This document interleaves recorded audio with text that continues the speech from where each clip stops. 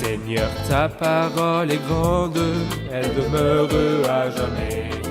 Ta parole est infaillible, rien ne peut la supprimer. Bienvenue à vous, chers spectateurs, ainsi qu'à tous nos spectateurs dans le monde entier, dans un nouvel épisode de notre émission d'études quotidiennes Toute la Bible. Nous poursuivons notre étude du livre des Psaumes, deuxième livre poétique de l'Ancien Testament, et nous en sommes au psaume 24. Dans le dernier épisode, nous avons étudié le psaume 23, le Christ, le grand berger des brebis, qui, sur la croix, a été le bon berger qui a donné sa vie pour les brebis, puis il est ressuscité d'entre les morts, et après la résurrection, il est le grand berger des brebis pour ceux qui lui appartiennent. Y a-t-il un autre épisode lié au rôle de berger du Christ? C'est ce que nous allons découvrir dans l'épisode d'aujourd'hui et dans le psaume 24. Permettez-moi tout d'abord d'accueillir notre invité, le serviteur du Seigneur, le frère Youssef Riyad. Bienvenue, frère Youssef. Merci beaucoup, frère Hayat. Bienvenue aussi à nos invités, honorés de vous avoir. Frère Youssef, quel est le sujet du psaume 24? En un mot, nous pouvons dire que le sujet est le roi de gloire. Et cette expression a été dite 5 fois à propos du Christ dans ce psaume, car il est le roi de gloire. Il est venu une fois comme un pauvre homme de Nazareth, dont le prophète a dit méprisé et délaissé par les hommes, mais il est ressuscité des morts et il est monté. Et aujourd'hui, les croyants lui rendent gloire et honneur, mais le monde ne l'a pas encore reconnu et continue à le mépriser et à le rejeter. Mais il va revenir en tant que roi de gloire, seigneur de gloire. Et c'est pourquoi, lors de sa seconde venue, tous se soumettront à lui. Ils se soumettront bon gré, mal gré.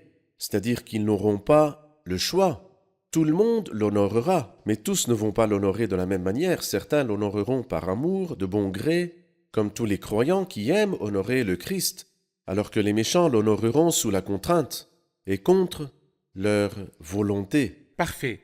Est-ce qu'on pourrait dire qu'il y a un lien entre ce psaume et les psaumes précédents?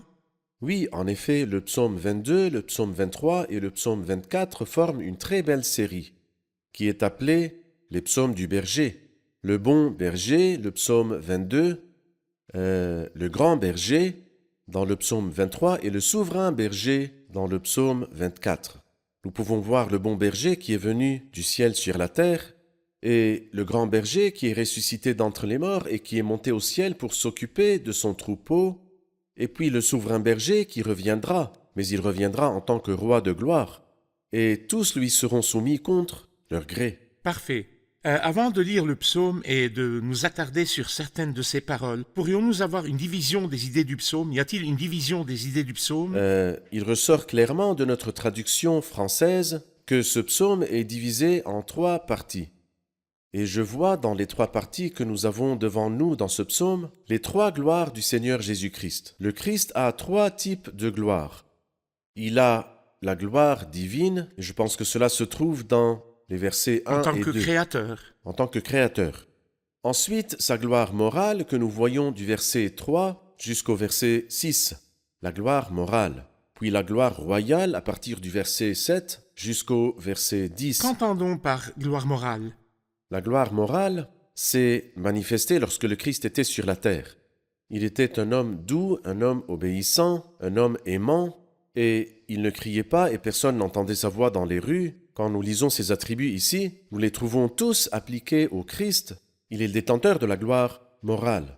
Je voudrais faire le lien entre ces 3 scènes à quelque chose dans les évangiles que les téléspectateurs pourraient reconnaître. C'est le fait que le Seigneur, à lui la gloire, a pris Pierre, Jacques et Jean avec lui dans 3 scènes. Oui.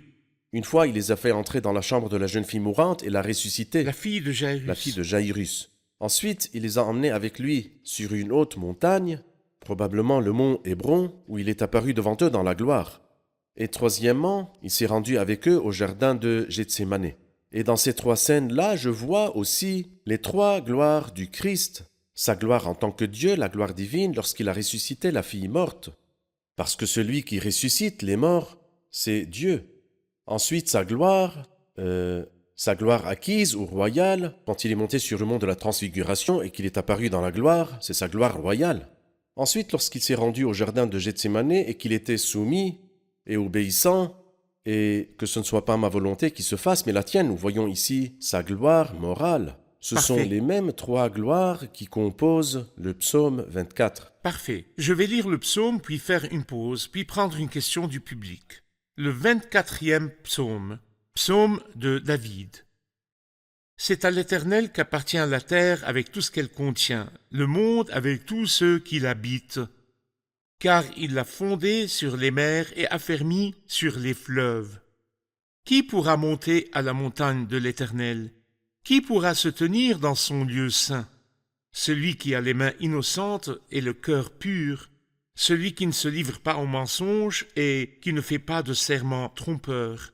Il obtiendra la bénédiction de l'Éternel, la justice du Dieu de son salut. Telle est la génération de ceux qui te cherchent, qui aspirent après toi, Dieu de Jacob. Pause. Portes, élevez vos linteaux, élevez-vous, portes éternelles, que le roi de gloire fasse son entrée. Qui est ce roi de gloire? L'Éternel si fort et si puissant, l'Éternel puissant dans les combats. Portes, élevez vos linteaux, élevez-les, portes éternelles, que le roi de gloire fasse son entrée. Qui donc est ce roi de gloire? L'Éternel des armées, c'est lui le roi de gloire. Pause. Nous allons faire une pause puis prendre la question du public. Chers spectateurs, je vous retrouve après la pause. Ne quittez pas. Le 24e psaume fait partie du trio qui donne une image complète de la personne du Christ. Ce psaume est appelé psaume de la couronne et de la gloire et parle du souverain berger. On pense que c'est David qui a écrit ce psaume à l'occasion du transport de l'arche d'alliance de Kiriath-Jéarim au mont Sion, où David lui avait préparé une tente. Dieu est le Seigneur de la terre. Pourquoi? Parce qu'il en est le créateur, le dirigeant, le berger et le garant.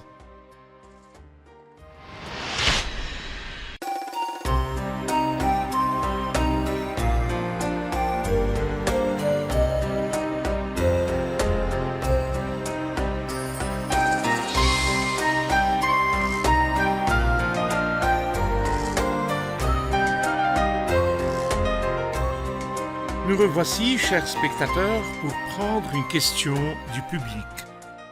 Le verset 1 du psaume dit « C'est à l'Éternel qu'appartient la terre avec tout ce qu'elle contient, le monde avec tous ceux qui l'habitent. » Honnêtement, je n'arrive pas à comprendre ce verset à la lumière de notre vie. Le psaume dit que toute la terre appartient à Dieu, mais nous voyons toute l'injustice et nous voyons les gens attaquer les gens et nous voyons le péché remplir le monde entier. Je voudrais comprendre le verset à la lumière de cette vie. C'est à l'Éternel qu'appartient la terre avec tout ce qu'elle contient, le monde avec tous ceux qui l'habitent. Nous ne voyons pas cela maintenant. En principe, la terre et tout ce qu'elle contient lui appartient. Et pourquoi? Il en donne la raison, car il l'a fondée sur les mers et affermi sur les fleuves, c'est-à-dire qu'il Il l'a est son créée. créateur. Parfait. Mais malheureusement, en effet, nous ne voyons pas. Ou bien dans le langage d'Hébreu 2, nous ne voyons pas encore que tout lui soit soumis. Et c'est pourquoi il nous parle ici d'un combat. Dans le même chapitre, il dit « L'Éternel, si fort et si puissant dans les combats ». L'Éternel des armées. Le Christ a livré une bataille afin de récupérer ce qu'il n'a pas perdu. C'est l'homme qui a perdu la terre, mais le Christ est entré afin de la récupérer. Et c'est pourquoi nous avons dit que ce psaume se situe après la fin du temps de grâce. Le psaume 22, la première venue du Christ et la résurrection. Et puis le psaume 23, l'ascension du Christ et le temps de grâce actuel. Alors qu'ici, il parle du moment de la restauration totale qui n'est pas encore venu. N'est pas encore venu. Pas encore, mais il doit venir au moment où il viendra comme l'Éternel, si fort, si puissant dans les combats. Si je comprends bien, c'est à l'Éternel qu'appartient la terre avec tout ce qu'elle C'est contient. vrai. Par la création, mais la terre est maintenant usurpée Oui. par le soi-disant prince du monde, Satan. C'est lui qui est C'est derrière les événements et qui anime les hommes politiques et les gouvernants contre la juste. volonté de Dieu. La terre est donc usurpée. Mais un jour, au moment de la restauration totale, la terre reviendra son à la propriétaire. souveraineté de Dieu en tant C'est que vrai. Christ Et alors roi. s'accomplira la parole dans le plein sens du terme. C'est à l'Éternel qu'appartient la terre avec tout ce qu'elle contient, le monde avec tous ceux qui l'habitent. Cependant, nous croyons que la terre appartient à Dieu, bien sûr. Eh bien, si en ce temps de grâce, la terre est usurpée, quel est l'appel à lancer aux habitants de la terre? Nous entendons souvent des cantiques tels que « Poussez vers Dieu des cris de joie, vous, tous les habitants de la terre. Les rois des nations viennent se prosterner », comme si c'était ce qui se passait actuellement avant la venue du Seigneur. Eh bien, c'est triste quand les gens disent des choses qu'ils ne pensent pas. C'est-à-dire, si quelqu'un chante et dit que tous les rois se prosternent. Regardez, mon frère, regardez et ensuite dites des choses sensées, des choses logiques. Dans l'Épître aux Romains, chapitre 12, notre culte est appelé culte raisonnable et ne pas répéter des choses qui ne se produisent pas. Non. Se produiront-elles? La réponse est oui. Se produisent-elles maintenant? La réponse est non. Et lorsque vous chantez que tout ce qui respire loue l'Éternel, n'y a-t-il pas des pécheurs? La plupart des gens ne sont-ils pas des pécheurs? La louange des pécheurs fait horreur à Dieu. Dieu dit aux pécheurs, « Éloigne de moi le bruit de tes cantiques, je n'écoute pas le son de tes luttes. Je veux la repentance. » Lorsqu'ils reviendront à Dieu, leurs cantiques lui seront agréables. Mais aujourd'hui, ils louent alors qu'ils vivent dans la méchanceté. Que signifie cela? Tout cela est le résultat du rejet de la pensée suivante, distinguer les dispensations pour avoir la bonne interprétation. Quand cela s'accomplira-t-il? Au moment fixé, en son temps. Nous ne voyons pas encore que tout lui soit soumis, mais arrivera et s'accomplira. Et le Seigneur sera honoré par tout ce qui respire, et tous les rois l'adoreront, mais toutes ces paroles-là s'accompliront dans l'avenir. L'appel lancé à tous les habitants de la terre maintenant est donc Oui. de se repentir et de revenir à Dieu. Les peuples des nations viendront, se repentiront et accepteront le Christ comme sauveur. Alors, à l'époque du règne, ils chanteront. Ceux qui attendent ici sur terre et entrent dans l'époque du règne chanteront pour le Christ en tant que le C'est Messie très roi. juste. Parfait. À partir du verset 3, nous abordons une autre idée que vous avez mentionnée, la gloire morale du Christ. Pourrions-nous avoir quelques traits de la gloire morale du Christ? Qui pourra monter à la montagne de l'Éternel? Qui pourra se tenir dans son lieu saint? La montagne de l'Éternel parle du règne et le lieu saint parle du prêtre. Et nous savons très bien que dans l'avenir, le Christ sera à la fois le roi et le prêtre. Il parle ensuite de grandes qualités morales, celui qui a les mains innocentes et le cœur pur, dans le langage courant à l'extérieur comme à l'intérieur, en essence comme en surface. En fait, le Christ n'avait pas, comme d'autres gens, une image extérieure et une image intérieure. Je suis ce que je vous dis depuis le début, c'est-à-dire je suis à l'extérieur comme à l'intérieur. Beaucoup de gens, beaucoup de personnes ont la croix sur la poitrine et le diable Dans le cœur. dans leur cœur. Et c'est quelque chose que Dieu déteste. Il n'aime pas l'hypocrisie et l'artificialité. Il n'aime pas que les gens soient comme des tombeaux blanchis de l'extérieur et qui, à l'intérieur, sont pleins d'ossements de mort et de toutes sortes d'impuretés. Le Christ n'était pas comme ça. Le Christ était le même à l'intérieur comme à l'extérieur. Il était merveilleux à l'intérieur comme à l'extérieur. Les hommes ne pouvaient rien lui reprocher et le Père trouvait en lui tout plaisir. Ce ne sont là que quelques traits, mais il poursuit en nous parlant de celui qui ne se livre pas au mensonge et qui ne fait pas de serment trompeur, c'est-à-dire que ses paroles étaient vraies. Et il est dit de lui dans le psaume 8, « C'est la vérité que ma bouche proclame, et mes lèvres ont horreur de la méchanceté. » Pouvez-vous trouver que le Christ a triché ou menti à un moment ou à un autre dans sa vie? Il est dit dans Ésaïe chapitre 53 qu'il n'avait pas commis de violence et qu'il n'y avait pas eu de tromperie dans sa bouche. Parfait. Voilà donc les traits du Christ ou la gloire morale du Christ. Le seul en qui il n'y avait pas de faute interne ou externe. Son cœur, ses mains, ses actes, sa conscience, ses actions, son cœur pur. Et il est dit ici, il obtiendra la bénédiction de l'Éternel, la justice du Dieu de son salut. Que signifie il obtiendra la bénédiction de l'Éternel? Nous l'avons déjà vu dans le psaume 21, tu fais de lui pour toujours une source de bénédiction. Le Christ est porteur de bénédictions pour les apporter aux hommes justes. Aujourd'hui, les justes ont des bénédictions. Et qui nous apporte les bénédictions? Qui nous donne les bénédictions? Paul nous dit, Dieu nous a bénis de toute bénédiction spirituelle dans les lieux célestes en Christ. Et d'ailleurs, et à cette époque, il y aura un grand nombre, un très très grand nombre. La terre sera remplie de la connaissance de la gloire de l'Éternel. Là, il dit telle est la génération de ceux qui te cherchent.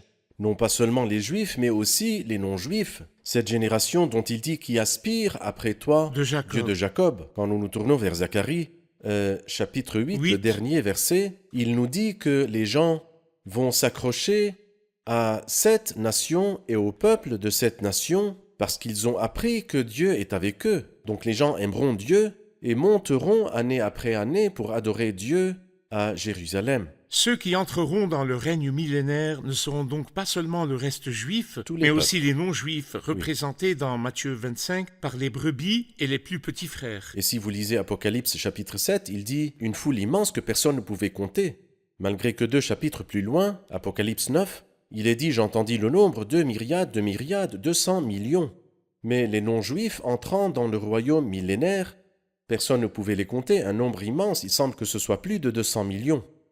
Les deux groupes sont donc les plus petits frères et les brebis. Les plus petits frères sont la nation juive revenue et les brebis sont les non-juifs revenus vrai. que personne ne pouvait Très bien. compter. Ici, il parle d'une génération qui recherchera le Dieu de Jacob, les non-juifs, dans leur relation avec Dieu à travers Jacob ou la nation revenue à l'époque du règne millénaire. Exactement. Parfait. Nous allons faire une pause puis prendre une question du public.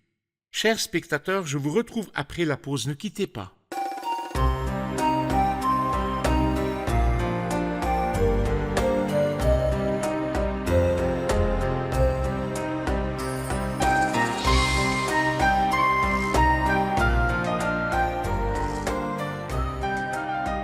Nous revoici, chers spectateurs, pour prendre une question du public.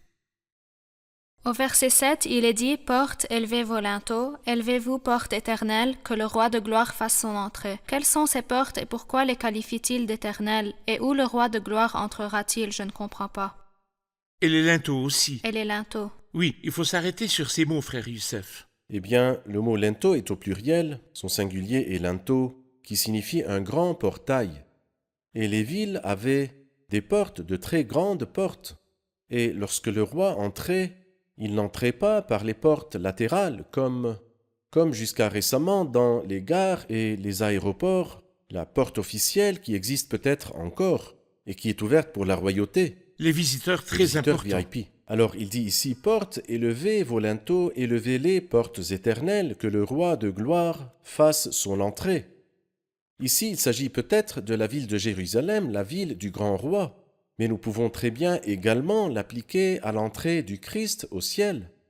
Car lorsque le Christ est entré, après avoir remporté la victoire sur la croix, c'est comme si les grandes portes s'étaient élevées pour que le roi de gloire fasse son entrée au ciel. Mais nous remarquons que dans ces versets-là, du verset 7 jusqu'au verset 10, nous remarquons que la même chose est répétée 2 fois avec une légère différence. Oui, Ici, il dit que le roi de gloire fasse son entrée. Il demande, qui donc est ce roi de gloire? La réponse est l'Éternel, si fort, si et puissant. si puissant, l'Éternel puissant dans les combats.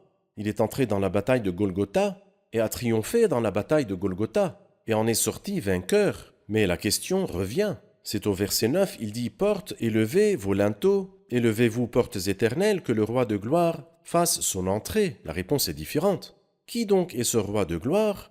Il n'a pas dit l'Éternel si fort dans les combats, mais l'Éternel des armées. C'est lui. C'est lui le roi de gloire, c'est-à-dire qu'il est entré un jour dans le ciel, mais tout seul. Il est entré au ciel comme ayant triomphé dans la bataille de Golgotha. Mais il entrera de nouveau au ciel, mais cette fois-ci non pas tout seul, mais comme l'Éternel des armées. Et qui sont ces armées? Les armées qui sont au ciel, c'est-à-dire les croyants. Lorsqu'il viendra pour l'enlèvement, il prendra les croyants avec lui et entrera avec eux au ciel. Et toutes les portes s'ouvriront pour laisser entrer non pas le Christ tout seul, mais le Christ, ainsi que les nombreux fruits qu'il a tellement peiné pour les faire entrer avec lui, dans sa propre gloire. Jésus pria en disant « Père, je veux que là où je suis, ceux que tu m'as donnés soient aussi avec moi, afin qu'ils contemplent ma gloire. » Le Christ est ainsi entré 2 fois au ciel. La première fois, il entra tout seul après la victoire de Golgotha, et la seconde fois, après l'enlèvement, il a emmené les croyants avec lui. Il les a fait entrer au ciel pour jouir de toutes les bénédictions qu'il a reçues dans l'œuvre de la croix.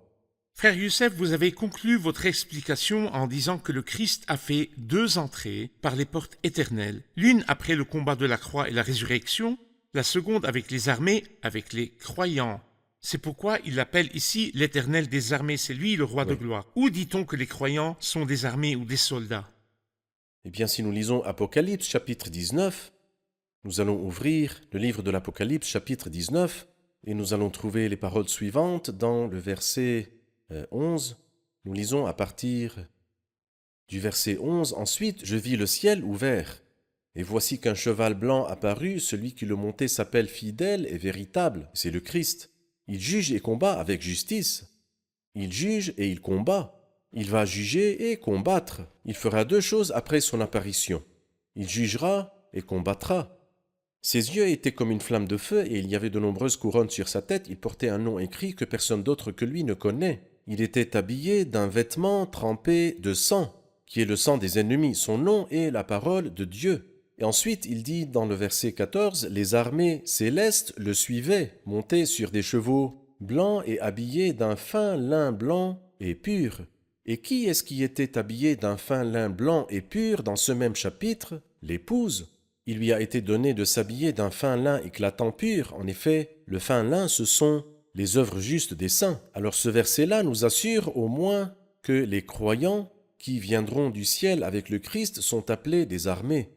Quand ils entreront au ciel lors de l'enlèvement, ils seront aussi appelés des armées. Vous avez souligné au début du psaume que la terre appartient à Dieu par la création en tant que créateur, Oui. mais qu'elle est maintenant usurpée et qu'elle attend le moment de la restauration totale, qu'elle a été Tout à fait. soumise à l'inconsistance et qu'elle espère la libération de la création. C'est juste. Quand exactement dans la chronologie des événements de Dieu, la création sera-t-elle libérée et le moment de la restauration totale arrivera-t-il? La libération de la création comprend le retour de la terre à son propriétaire.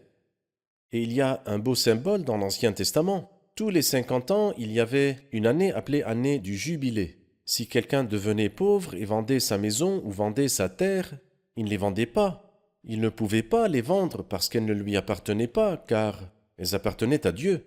Il dit donc dans Lévitique chapitre 23, la terre ne doit pas être vendue du tout. Désolé, c'est dans Lévitique 25. Oui. Donc les terres ne se vendront pas de façon définitive, mais pour une période de 50 ans, après quoi la terre est rendue à ses propriétaires d'origine.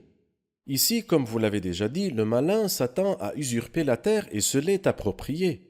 Et il a dit au Christ, cette terre m'a été donnée et je la donne à qui je veux. C'est un usurpateur. La terre sera-t-elle rendue à son propriétaire, le Seigneur? Oui, et quand sera-t-elle rendue? Au cours de l'année du jubilé ou sous le règne du Christ quand il viendra régner. Donc maintenant, nous attendons l'enlèvement. Après l'enlèvement, il y aura des jours difficiles appelés tribulation, la grande tribulation. Le Christ apparaîtra et nous apparaîtrons avec lui. Il combattra et il jugera dans des batailles appelées les batailles d'Armageddon et un jugement appelé le jugement des vivants. Et ensuite, il établira le royaume et à ce moment-là, la terre retournera à son propriétaire qui n'est autre que le Seigneur. C'est alors que la terre chantera Exactement. et les rois de la terre chanteront. Très bien. Et de la terre s'élèveront des cantiques car toute la terre appartient au Seigneur. Exactement, les derniers psaumes, du psaume 146 jusqu'au psaume 150, s'accompliront dans cet heureux temps que tout ce qui respire loue l'Éternel. Merci frère Youssef, que Dieu vous bénisse. Merci pour cet éclaircissement. Passons maintenant aux commentaires du public. Je suis sûr que l'épisode d'aujourd'hui vous a apporté quelque chose. Allez-y. J'aimerais dire qu'il n'y a personne d'autre comme lui, celui qui a les mains innocentes et le cœur pur, à l'extérieur comme à l'intérieur. Il est le saint qui n'a pas connu le péché, n'a pas commis de péché, et il n'y a pas de péché en lui. Nous sommes vraiment bénis, nous sommes heureux. Et c'est sa gloire morale, la gloire morale du Christ. Allez-y frère. C'est à l'Éternel qu'appartient la terre avec tout ce qu'elle contient, par la création. Mais maintenant, elle est usurpée par Satan. Mais un jour, la terre sera rendue au Seigneur, et les rois de la terre et les chefs de la terre se prosterneront devant le Seigneur et le loueront. La création aussi louera le Seigneur. Parfait. Au verset 7, nous comprenons que les portes s'élèveront, que les portes éternelles s'élèveront pour le Seigneur qui a triomphé dans la bataille de la croix. Mais au verset 10, nous apprenons qu'il reviendra après l'enlèvement et qu'il ne sera pas seul. Nous serons avec lui. Nous partagerons avec le Seigneur une gloire qui n'était pas la nôtre, mais le Seigneur, par sa grande grâce et les bénédictions qu'il nous a accordées, nous a permis de partager avec lui cette grande Très gloire. bien. Très bien. J'ai bien aimé distinguer les dispensations pour avoir la bonne interprétation. Nous chantons souvent sans comprendre et sans être réconfortés, mais lorsque nous comprenons la Bible correctement, il y aura plus de réconfort et de compréhension dans nos vies. Parfait. Merci bien. beaucoup. Que Dieu vous bénisse. Merci frère Youssef. Que Dieu vous bénisse. Chers spectateurs, le Christ a triomphé dans la bataille de Golgotha et ressuscité d'entre les morts et est entré victorieusement au ciel. Et très bientôt, il viendra aussi et entrera au ciel, mais pas seul. Il nous emmènera avec lui, nous entrerons avec lui. Il est dit que nous sommes des armées ou des soldats ici, et il est l'Éternel des armées. Même si le monde ne nous voit pas maintenant comme des armées ou des soldats, mais le ciel nous voit comme des armées, et il est l'Éternel des armées. C'est votre valeur, c'est votre tarif, et c'est votre prix, pour ainsi dire, et c'est ainsi que le ciel vous voit. Ne vous contentez pas de moins que cela au milieu des hommes. Fixez donc les regards sur le ciel et attendez le jour où vous viendrez et entrerez au ciel avec le Seigneur en tant qu'Éternel des armées. Je vous retrouve dans le prochain épisode. Que le Seigneur soit avec vous.